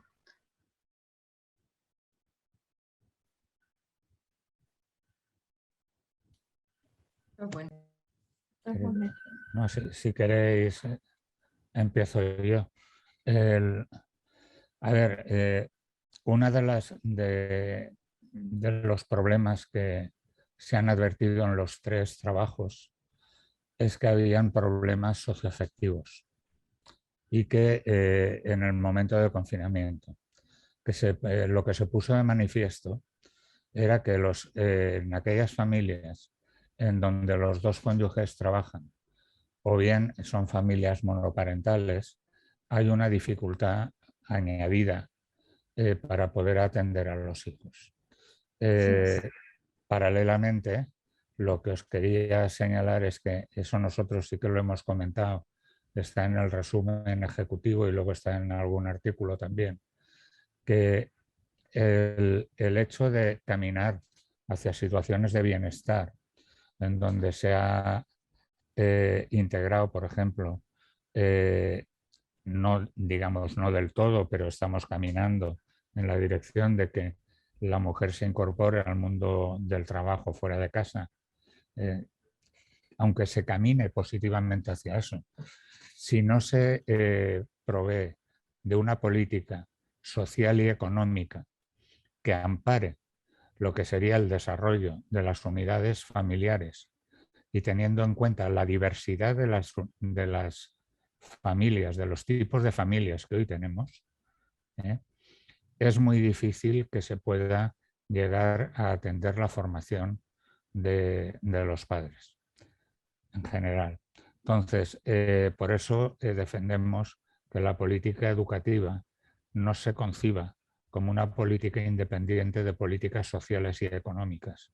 Necesitamos que se conciba como una parte más para que los padres, por ejemplo, puedan asistir a las escuelas, aunque sea una tarde a la semana, para que se les enseñe a utilizar los recursos informáticos, que sería factible por la capacidad del profesorado. Es decir, mira, apoyar al profesorado para que los mismos que están dinamizando lo que es la formación de los profesores dentro de las de los centros. Aquí, por ejemplo, en el país tenemos en los centros normalmente tenemos 1 o 2 encargados de tecnologías de información, que son profesores y que o sea, maestras o maestros que conocen más y son los que van ayudando a los demás. Pues bueno, estos mismos, o quizá los mismos maestros que atienden a los niños de cualquier curso, una vez formados pueden hacer esta alfabetización digital. Pero para que la puedan hacer, lo que se necesita es una política social y económica que permita que los padres puedan tener esos tiempos disponibles. Porque como hemos visto en las 3 ponencias, el problema de tiempo es lo que causaba estrés. Y el problema de tiempo se daba en situaciones donde los 2 cónyuges trabajan o en situaciones de familias monoparentales. Fijaos que en el caso nuestro se daba en situaciones de personas con nivel socioeconómico alto, porque trabajaban los 2 y como estábamos en confinamiento no podía ir ningún profesor a casa. O sea, los profesores de apoyo no podían ir durante el confinamiento a hacer el apoyo. Entonces, se dio con el mismo nivel de problema en las familias con mejor nivel socioeconómico y de formación que en las familias con peor nivel socioeconómico y de formación. Entonces, por eso es un problema social en el que o se concibe la educación como parte de las políticas sociales y económicas y se diseñan esas políticas de forma que se pueda hacer de forma conjunta, o pensar en soluciones solo desde la educación va a ser muy difícil. La escuela puede ofertar la formación, pero a lo mejor los padres no pueden ir porque sus empresas o sus empleadores no se lo permiten. Por eso creemos que tiene que haber un cambio en la mentalidad acerca de cómo se diseñan las políticas sociales, económicas y educativas. No se pueden diseñar de manera independiente. Complementario a lo que dice Jesús, me parece a mí, desde la escuela normal que tenemos la experiencia, por ejemplo, nuestros estudiantes ahora están en prácticas, en jornadas de práctica y las están haciendo en línea a través de las diferentes plataformas. Y lo que yo puedo identificar es que la intervención que ellos están haciendo es una intervención que tampoco está facilitando el que los niños puedan atender sus actividades porque no están realmente graduadas.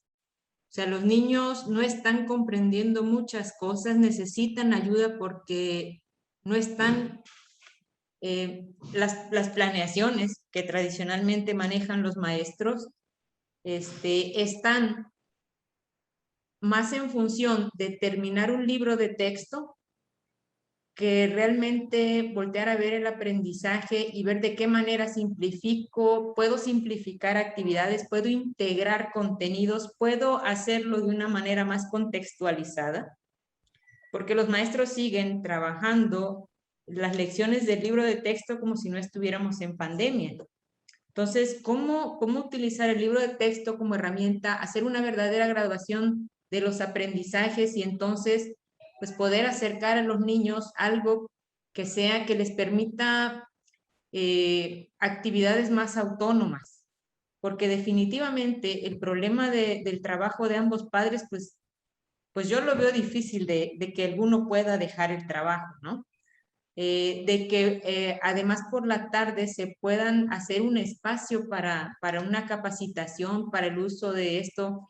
Yo creo que sí la escuela tiene un gran reto, sobre todo en la escuela básica, ¿no? En esta cuestión de los contenidos. Nosotros como escuelas formadoras de docentes tenemos un reto. Además estamos en un momento de rediseño curricular. Sin embargo, en las competencias genéricas, algo que a mí me sorprende es que seguimos manteniendo aplica el plan y los programas como una competencia genérica y eso no puede ser posible, ¿no? O sea, a nivel educativo no podemos seguir pensando en competencias de ese tipo porque no se trata de aplicar lo que dice el programa, se trata de analizar lo que dice el programa, de ver cuál es la situación del contexto, de conocer realmente al niño con el que voy a trabajar y poder diseñar un verdadero trabajo de intervención, de planeación, de no sé cómo llamarlo, donde el docente realmente medie entre lo que dice el programa, entre el niño y le pueda ofrecer una actividad,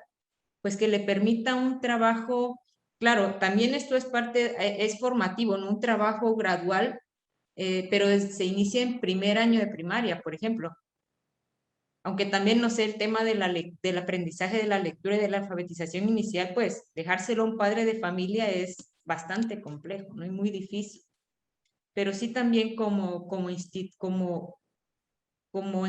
ámbito educativo, también tenemos que pensar y replantear toda esa parte de los programas y la función que juega el libro de texto y el programa y el rol del maestro. Y desde las escuelas normales, ¿cómo vamos nosotros también a contribuir a toda esa parte, ¿no? En la formación de los estudiantes?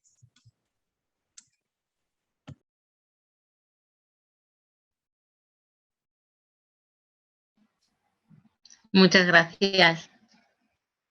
Quedaba, Mercedes, si no me equivoco, una pregunta por responder de Concepción, pero disculpar que por los problemas técnicos yo he perdido el chat y no había apuntado la pregunta. No sé, Mercedes, si tú la podrías plantear, por favor.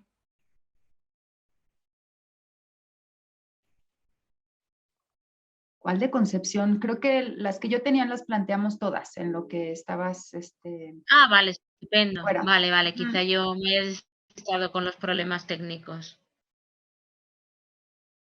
Sí, no sé si yo las que estaba planteando eran las que vienen de la transmisión simultánea. Exacto, sí. Y no sé si Concepción esté por aquí. Concepción le había planteado por el chat del Zoom, de la sesión de Zoom, pero le he preguntado si me la podía volver a... Es que no me había dado tiempo a anotarla. Y... Ok. Sí, mira, creo que nos está escribiendo. A ver, sí, quería... Vale, sí, yo ahora lo estoy leyendo. Si me escuchan bien, yo misma la planteo, la pregunta. Okay. Pues le gustaría que compartieran la parte de las cuestiones de acceso a la información de la familia en cuanto a, sí, cierto, consentimientos informados, consentimiento a que la comunidad será visualizada o leída por la comunidad científica, la ética profesional para la publicación. En definitiva, pues bueno, estos estudios, si fueron aceptados por algún comité de ética previo a la realización, es decir, que compartamos con ella toda la cuestión vinculada a consentimientos y difusión de la información de resultados, obviamente, que tienen que ver con las familias. Ahora sí que tendría que ser una respuesta ahora sí que tendría que ser una respuesta muy breve porque tenemos un minutito para iniciar la siguiente mesa. Vale, pues no sé quién querrá responder. Bueno, mira, en nuestro caso estaba en las instrucciones de encuesta, previamente a que se pudiera responder a la encuesta, había una explicación acerca de qué iba el estudio. Por supuesto, la respuesta era anónima, no se reflejaban los nombres de quien respondía y en todo caso se pedía el consentimiento informado. Igual en nuestro caso. Igual nosotros seguimos la misma línea. Así es.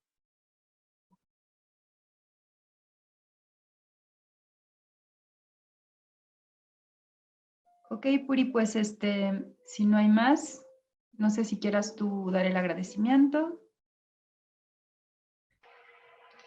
Por supuesto, también te quiero dar las gracias a ti por darme la oportunidad de moderar este conversatorio realmente interesante y fructífero, y que es una oportunidad y un lujo pues estar con todos vosotros, dar las gracias y felicitar a los ponentes y dar las gracias a los participantes con sus aportaciones y preguntas planteadas.